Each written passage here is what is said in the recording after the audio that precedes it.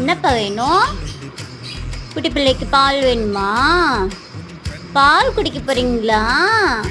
தம்பி எல்லாம் எங்க? பால் வேணுமாடி?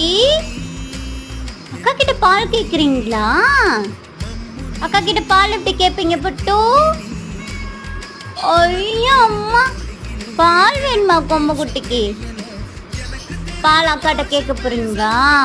பால் சூடா இருக்கு, ஆரம் தருவாங்க என்ன? சரியா பட்டு? பட்டு பிள்ளை எங்க? பட்டு பிள்ளை காணோம். இங்கதான் இருக்கீங்களா? பட்டுக்கு பால் வேணுமாடி?